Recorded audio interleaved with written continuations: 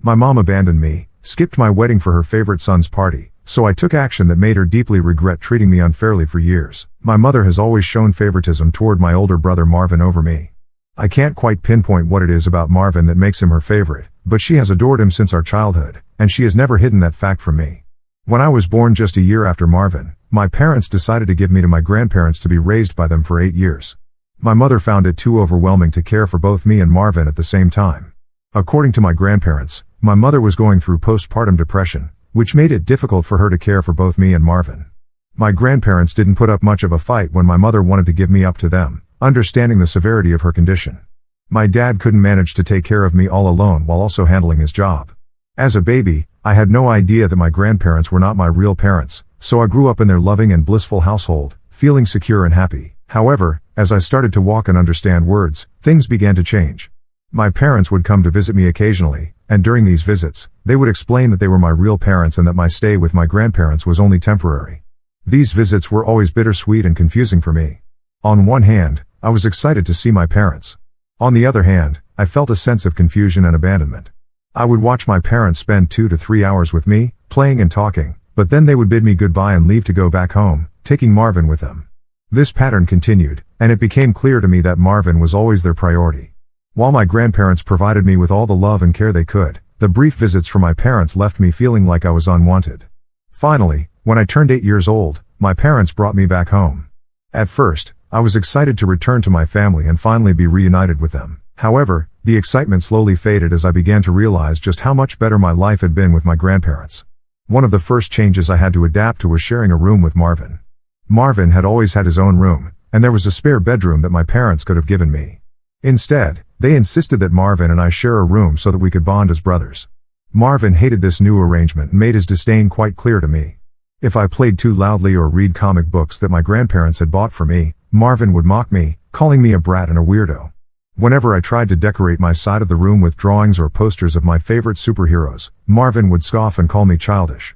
If I brought home a good grade from school and excitedly showed it to my parents, Marvin would roll his eyes and sarcastically call me the teacher's pet.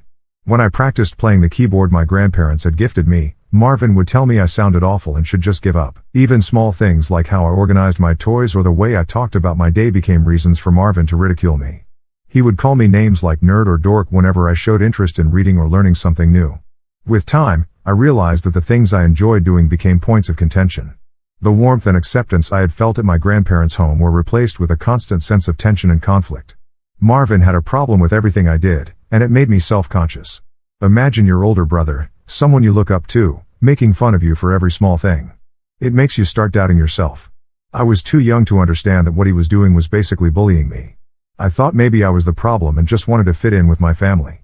I stopped reading my comic books at home and would only read them in my school library. I stopped playing with my keyboard altogether.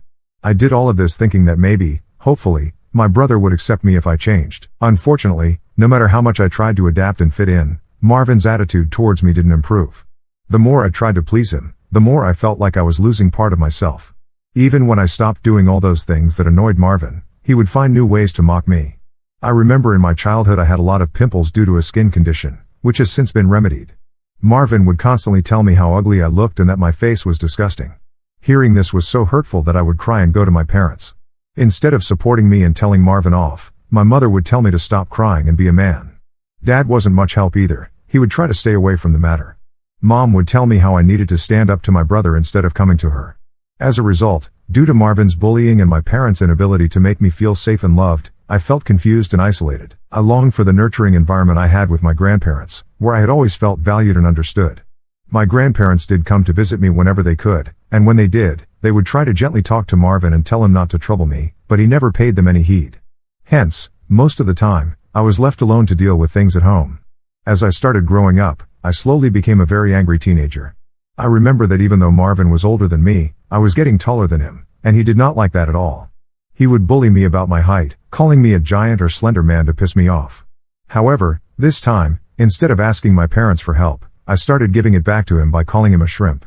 I would also knowingly hide his books on the top shelf or above the cupboard so he would not be able to reach them without a chair, which would then give me a reason to make fun of him. He would complain to our parents, and I would sometimes get scolded, but I still felt a mix of satisfaction and guilt for retaliating. While it felt good to stand up for myself, it also meant that our home was becoming an even more hostile environment. The battles between us became more frequent and intense, with neither of us willing to back down. The last straw that proved to me exactly how much my parents favored my brother over me was during my school's annual awards ceremony. I had poured my heart into my studies and was poised to receive the top award in my class. I wanted my parents' support and presence at the ceremony, hoping for their pride and encouragement. However, just days before the ceremony, my mother informed me that Marvin had a swimming competition scheduled on the same day. Despite my ceremony and his competition being hours apart, Marvin wanted to focus on his preparation, and according to my mother, he needed her more. She assured me that my dad would be there to support me. Though disappointed, I resigned myself to the idea that at least one parent would be there for me. On the day of the ceremony, I was shocked when even my dad didn't show up. At the last minute, apparently, my mom had called him urgently, saying Marvin was having a panic attack before his competition and needed him there to calm him down. Dad chose to rush to Marvin's side instead of coming to my award ceremony. When I walked up to receive my award, I remember seeing no familiar face in the audience cheering me on. I felt nothing but a profound sense of loneliness and abandonment. Later, when I returned home, both my parents and Marvin were absent. I called them only to learn that they were still with Marvin. Hours passed before they returned, jubilant and celebrating Marvin's victory in his competition. He held an award in his hands as they told me how well my brother had performed in the competition. They hugged him tightly and praised his accomplishments as if it were the most significant event of the year. I couldn't shake the jealousy and hurt I felt at that moment. My parents didn't even apologize to me for missing out on my ceremony. Clearly, it was a stark realization of where I stood in my parents' priorities. Despite my hard work and achievements, I was always overshadowed and unappreciated compared to Marvin. This entire thing became a turning point in my understanding of how my parents viewed us, and it shaped my perception of myself within my own family. I started to stop asking my parents for help or for them to be present. I stopped thinking that I could depend on them. Whenever I performed well in my studies or sports, I no longer bothered telling them anything. The only people I could talk freely about my achievements were my grandparents, and they always appreciated me even for small things. Their words meant more to me than any recognition from my parents ever could. When Marvin graduated from high school and was accepted into a prestigious university, my parents made a huge celebration out of it. They were bursting with pride, bragging about his achievements to everyone and hosting a party in his honor. I joined in congratulating my brother because I genuinely felt happy for him. A year later, when I graduated from high school with acceptance into an Ivy League college, my parents did nothing of that sort. In seeing this, my grandparents wanted to celebrate my achievement by organizing a small gathering with close relatives and some of my friends from school. Initially intended to be a modest affair, word spread, and many more family members and friends expressed their desire to join and show their support for me. However, my parents expressed disapproval, deeming this celebration as over the top. They felt that I didn't deserve such a lavish celebration and questioned why my grandparents hadn't done the same for Marvin when he graduated. Admittedly, the party that my grandparents were throwing for me was indeed more lavish than the one my brother had when he graduated. However, I wish my parents could have let me have just one day without complaining. My mother argued that Marvin would feel really bad if he found out that our grandparents were celebrating me with the party, especially considering they had only given him a watch when he graduated. My grandfather, visibly upset, reminded my mother how he and my grandmother always had to step in to support and celebrate me because my parents never did that. He pointed out how my parents had enthusiastically celebrated Marvin's achievements but seemed indifferent to mine. My grandmother echoed his sentiments, questioning why there was a double standard in celebrating their children's successes. In response, my parents defended themselves, arguing that it was challenging to balance celebrations for two children and that their focus had naturally been on Marvin's milestones since he was the oldest. They claimed their hands were full and that they couldn't do everything for both of us equally. My mother further justified that just because they didn't celebrate me enough didn't mean that they didn't love me, which was laughable to hear. Thankfully, my grandfather felt the same, and he was not convinced. He argued back passionately that being parents meant being there for both children and not just one. He criticized my parents for not treating me with the same enthusiasm and support they always showed Marvin. In the end, my parents had no argument to stand on, so I did end up having a huge party just as my grandparents wanted me to have. I had invited Marvin to attend, but he told me he was too busy to attend a silly little party. For years, my parents continued to show their favoritism towards Marvin, even when we were in college.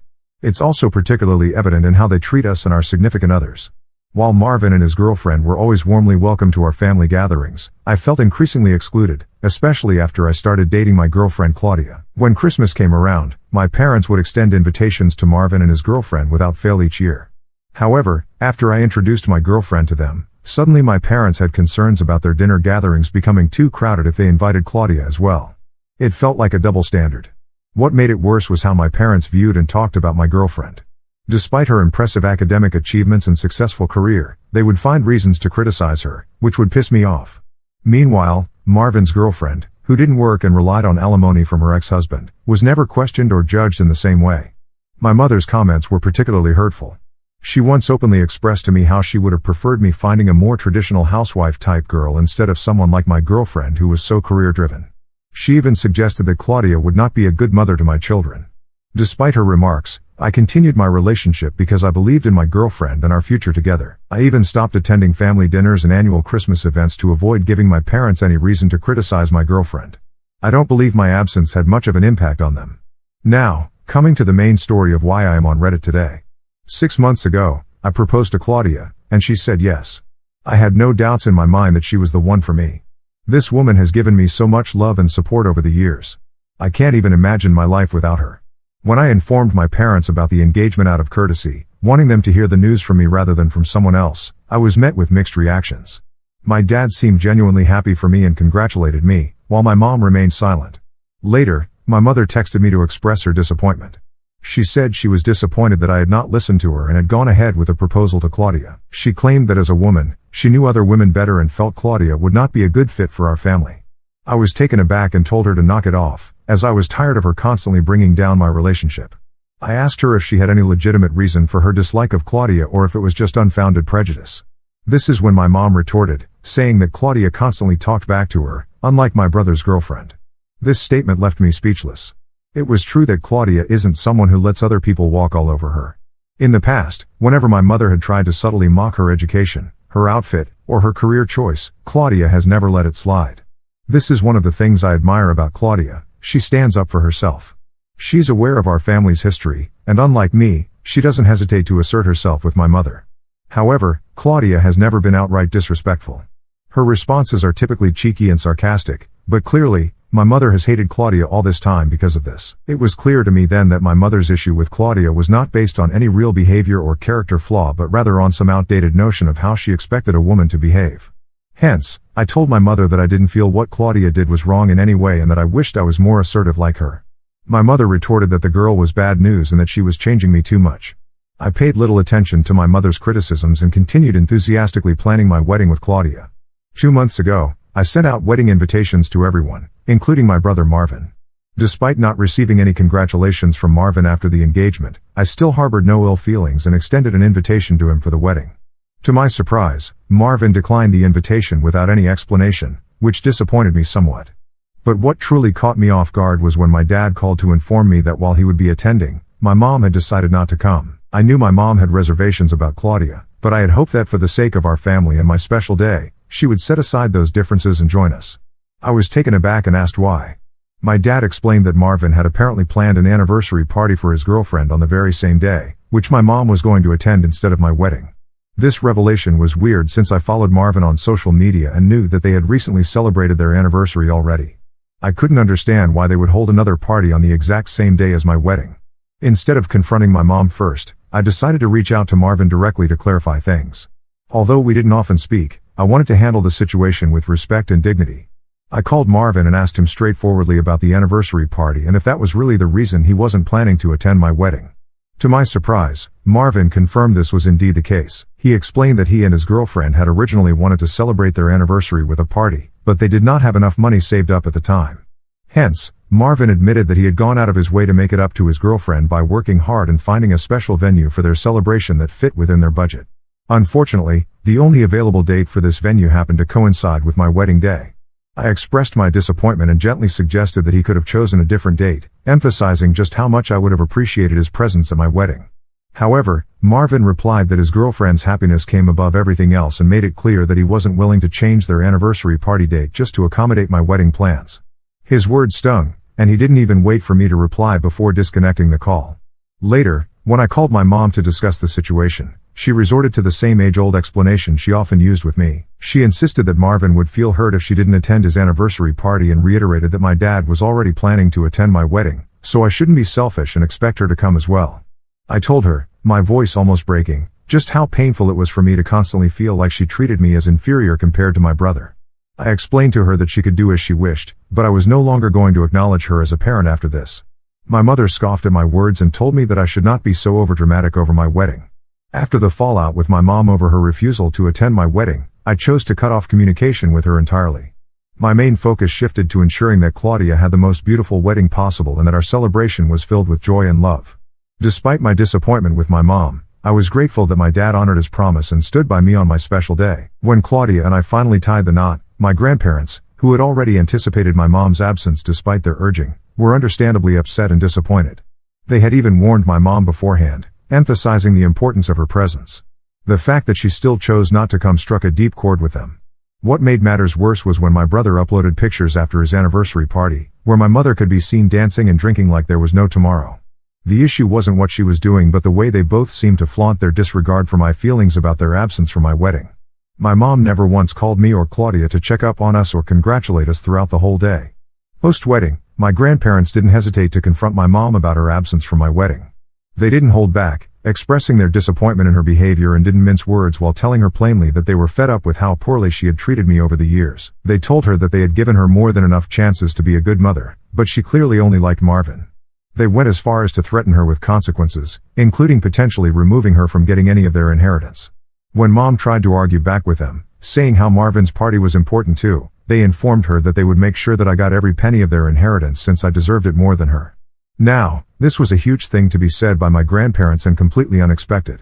My mom, who had been struggling to justify her absence at my wedding until then, found herself in a tough spot after hearing this. After her confrontation with her parents, she called me, pleading for forgiveness. Mom expressed disbelief at how missing my wedding had escalated into such a fiasco. During our brief talk, she lamented how unfair it would be if I received my grandparents' inheritance instead of her. She urged me to persuade them not to proceed with any decisions related to their estate. Clearly, she was more concerned about inheriting money than fixing our strained relationship. Hence, I didn't engage in much conversation with her, as I was on my honeymoon and wanted to preserve my mood.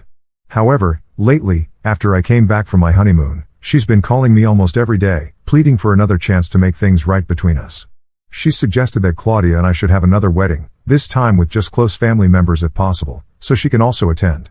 She's expressed regret over missing my wedding and insists that I should give her an opportunity to remedy the situation. Her change of heart and persistent requests have put me in a tough spot. On one hand, I understand her desire to make amends, but on the other, it's hard to ignore the hurt caused by her absence and the deeper issues it represents. I don't want to plan another wedding just for her to attend. Also, out of nowhere, Marvin sent me a text saying how I should not have involved our grandparents in our private matters and that Mom is really afraid of losing her inheritance. He said for her sake, I should stage another wedding just to restore the peace within our family. If I don't give in to the demands of my mom and Marvin to have another wedding. I have talked to Claudia about this, and she agrees that having another wedding would be too cumbersome and unnecessary. She believes I should stand up to my mom and tell her that she had her chance to attend our original wedding, but she chose not to, so now she can deal with it. I want to address some confusion. First of all, I don't hate my brother, even though my parents, especially my mom, have always favored him over me. Over time, I've come to understand that he observed and learned from how my parents treated us. Clearly, my mom favored him, and he took advantage of that. While it would be easy to harbor resentment, as an adult, I would prefer to work on our issues and move forward. However, it seems my brother is still immature and enjoys playing those same childish games. Secondly, my grandparents do intend to leave their inheritance just to me, not to my mom or Marvin. It's true my grandparents and I share a much closer bond since they basically raised me, but also they know that my parents are going to take care of Marvin eventually, so they want to look out for me by leaving me with their inheritance. Lastly, my grandparents were not the only ones who were upset with my mother for not attending my wedding. Other family members also expressed their disappointment to my mother for not attending my wedding, but she seemed indifferent to their concerns. It was only when my grandparents decided to remove her from their inheritance that she started to change her attitude and demanded that I have another wedding to include her.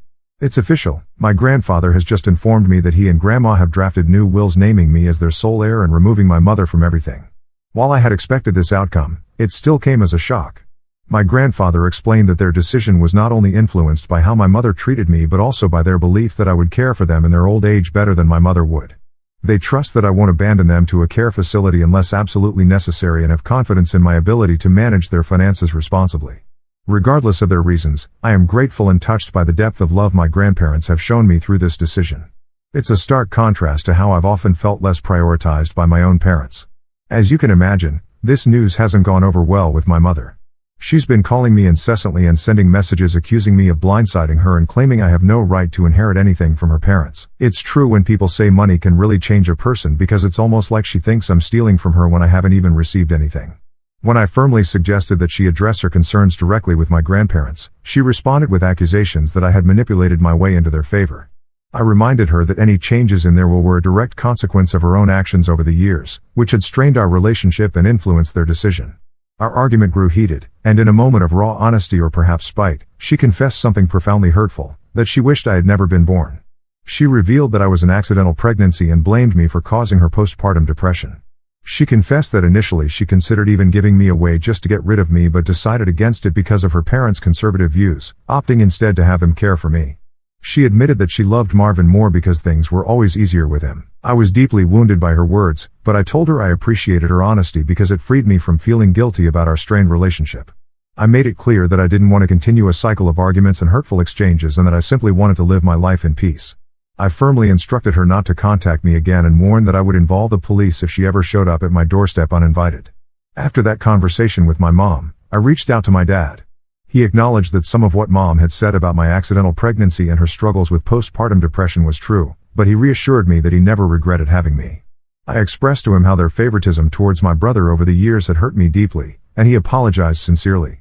While I'm uncertain about the future of my relationship with my dad, I've asked him for some space for now, and he respected my decision. As for Marvin, I sent him a lengthy text expressing how he could have been a better and more mature sibling to me, especially considering how much I looked up to him all my life. I opened up about feeling incredibly alone while growing up with my grandparents and how desperately I wanted his acceptance when I moved in with our parents. I made it clear that I never harbored any resentment towards him, and instead of competing with me, he could have chosen to be a supportive part of my life. I also conveyed my disappointment in him as an older brother and stated that I was putting an end to our relationship from now on. Since then, I have blocked him and currently have no plans to unblock him in the near future. I am focused on building a beautiful future with my wife Claudia. It's true, I'm glad that I have a really headstrong wife. Her support and love have been a cornerstone in my life, and with her by my side, I feel confident in facing whatever challenges come our way.